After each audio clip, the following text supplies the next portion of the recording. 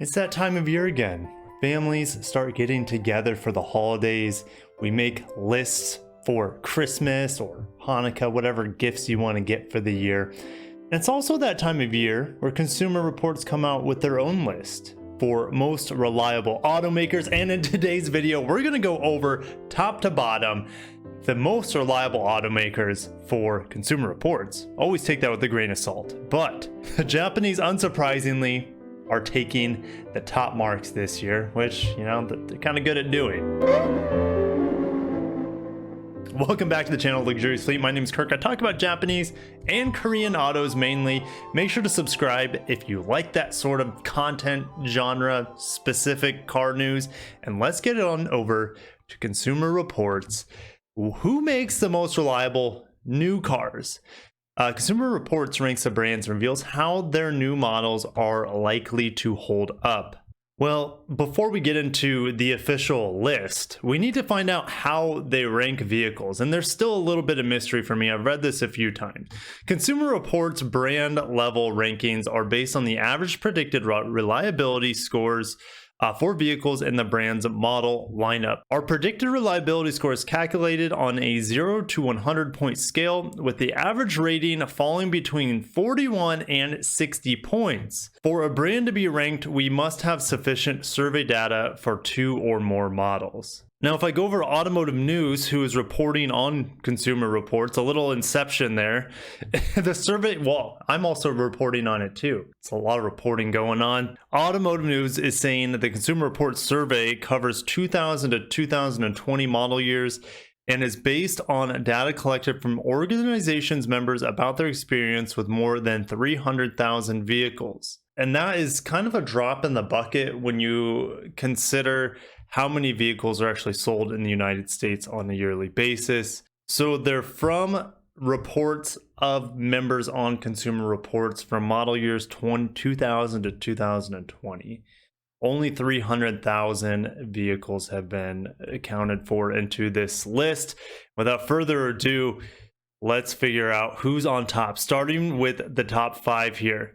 Mazda, Toyota, Lexus. These 3 brands were in the top 3 last year. Okay, they just kind of shuffled around a bit. Lexus kind of gave up its top spot there, but if you're only focusing on their bread and butter models, you shouldn't have any issues. Actually, you probably shouldn't have any issues at all, because no one buys the LS. That's pretty crazy that the LS is even on this list. Not every single model is on this list, remember. So the LS is apparently terrible when it comes to predicted reliability. Why that is, I'm not so sure. But we have the UX, the NX, the GX, all with ridiculous scores here. RX, I'm surprised it's not that high. I can't figure out why, because the model's been out for a while, since 2016. I don't know of any major issues with the vehicle. And the ES is surprising as well, only 65%. Whatever, 65 out of 100. I guess that would be 65% of the max scored. You guys know what I'm saying. But let's go up to Toyota Prius, which shares a lot with the Lexus UX, which scored top for Lexus. It also shares the same platform as the Corolla. Also shares the same platform as the Prius Prime. That is the TNGA-C platform. So if you're getting a vehicle on the TNGA-C platform, you should be fine. If you're getting a 4Runner or a Lexus GX, which are fairly similar, also super reliable. Camry's doing well, Tundra's doing well, then it starts dropping off. Highlander, Avalon, Tacoma. Now you got to keep in mind Avalon and the Lexus ES are very similar. So if we go back to the Lexus here, 65 for the Lexus ES and then 60 for the Avalon. That's kind of surprising. They also share a lot with the Camry as well. They're just a little bit bigger. So makes you think, right? What's going on? They share pretty much the same engines. Suspicious, huh? Suspicious. So RAV4, this was the most surprising thing for me on the entire list. Even more surprising than the LS being really low for predicted reliability. RAV4, the most sold, most produced Toyota vehicle, being the least reliable, at least on this survey. Very interesting. Might have something to do with the hybrid not being able to fill the tank all the way. Could have something to do with that, not quite sure. Mazda, number 1 on the list, MX-5 Miata. almost a perfect score there. Comes as no surprise. I mean, the MX-5, such a small car, there's not a whole lot to go wrong in the vehicle, and people are just so happy with their MX-5 purchases. You get more smiles per miles in a Miata than anything else. CX-30 doing extremely well, and that's a newer vehicle. CX-3 doing well, even though that vehicle is probably on its way out. CX-5, they're one of their top selling models. The Mazda 6 been around forever, so of course that has a good reliability. Now the Mazda 3 is bringing up the lowest score here. It's still not bad. That's the same score as the Lexus ES, which is an extremely reliable vehicle. It's only getting a 64 there, but it's one of the newer models as well. This 3 is only a year or two old now. And the CX-9, still pretty high reliability. Pretty remarkable. Mazda, Toyota, Lexus. Now Buick had the biggest jump out of all the companies on the list. Now they're only polling 2 models, so take it with the grain of salt here, because I mean their model lineup has just been shrunk recently. They don't have any sedans anymore. They're only polling the Encore and the Enclave. The Encore is a charming small little crossover SUV, gets people around really well, has a lot of amenities to it. And the Enclave, of course, being much bigger, 3-row SUV, not doing so well. So you have almost perfect score, and then you have a mediocre score, but that is good enough apparently to bring Buick as a brand up 14 spots to number 4, even though there's only 2 vehicles listed. A little fishy. I'd put like an asterisk by Buick there. Honda, HR-V doing the best. The Insight and the Clarity, those are hybrid vehicles. Some of them are fully electric.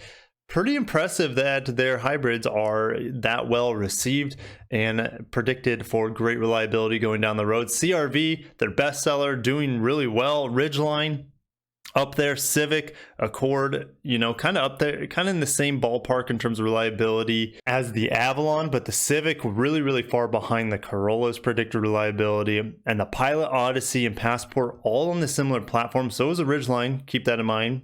But these platforms are going to be replaced soon, sharing the new platform with the Acura MDX. So they could be a heck of a lot more reliable in the future. They're having all sorts of issues apparently with the Odyssey and Passport. Hyundai, I talk a lot about Korean vehicles. Here's Hyundai at number 6 here. Kona doing the best. They must not be counting the Kona EVs that spontaneously combust, and they've all been recalled. So there's just not that many in the United States apparently. Oh, well, there's the Kona. I didn't look lower. The Kona Electric is scoring much lower than normal Kona.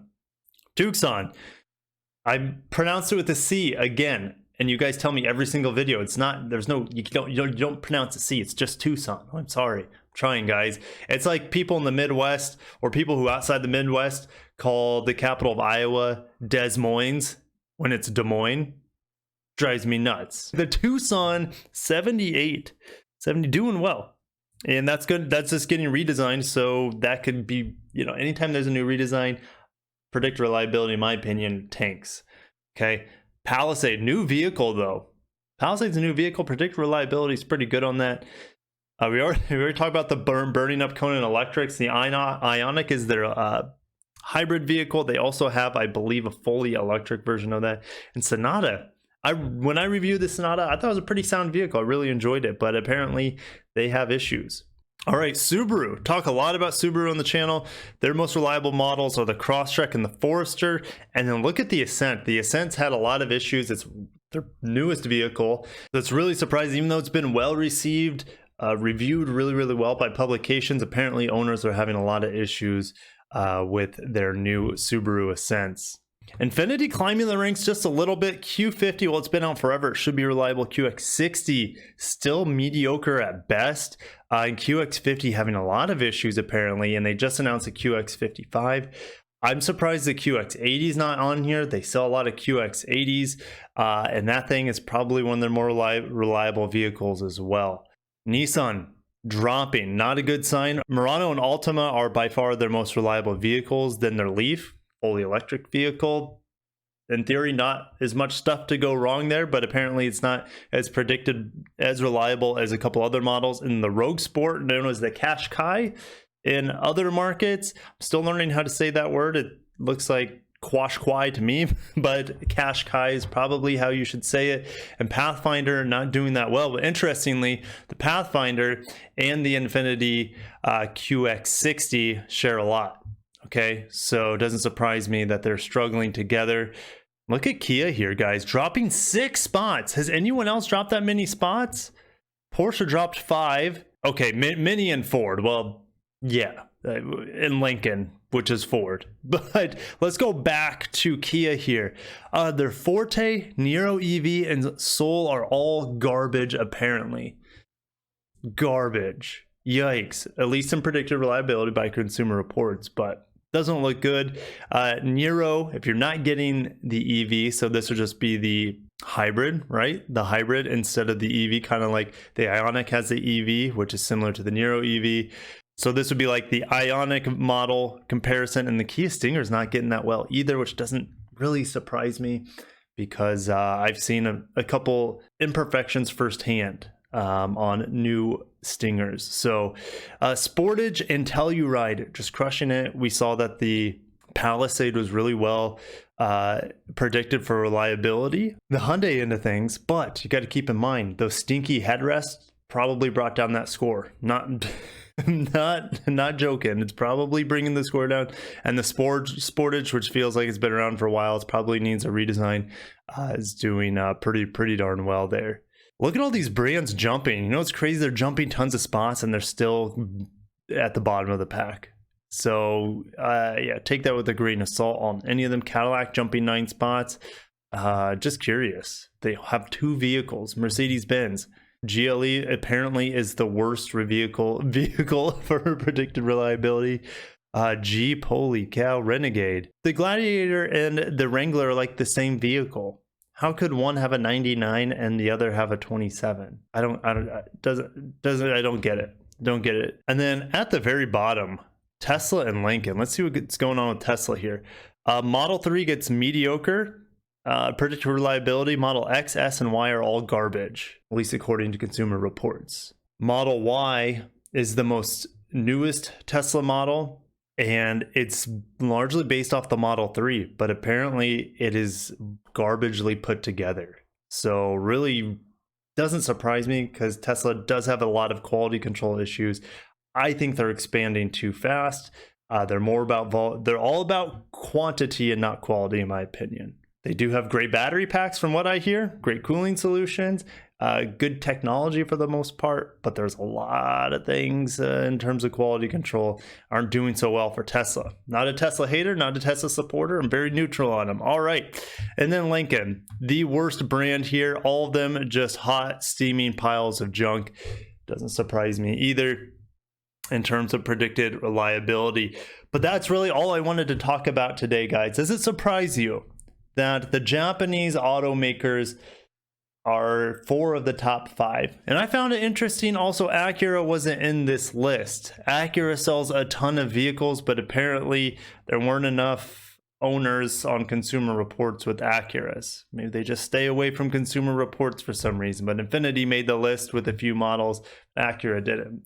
I would assume Acura would probably be in and around the top 10, being that their parent company Honda is top 5. And also, you know, Toyota and Lexus are neck and neck in terms of predicted reliability. Is that a surprise? No. They're pretty much, you know, the same quality control, a lot of the same parts underneath. It would be the same for Acura and Honda.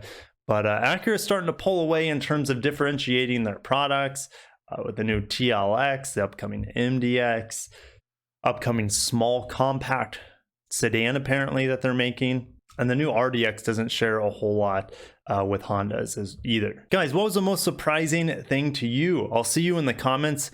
If you enjoy my content, if you enjoyed seeing the Japanese automakers kicking serious butt in terms of predicted reliability, make sure to smash the like button. Subscribe if you want to see more predicted reliabilities, which would be next year from Consumer Reports. But hey, good things come to those who wait, and we've been waiting for a year to see these updated results, and things got shuffled around with the brands that we thought were not that quality or not that reliable to begin with, so they flip-flopped quite a bit. But the Japanese automakers, even though Honda jumped quite a bit, everyone knows Honda makes quality vehicles, and they should be in the top 10 definitely in terms of predictor reliability. So guys, I'll see you in the comments. Smash the like button. If you haven't, don't press it too many times because it dislikes the video, and I'll catch you guys in the next video, probably tomorrow. That's the way we do things around here. Have a wonderful day. Take care of yourselves. Peace out.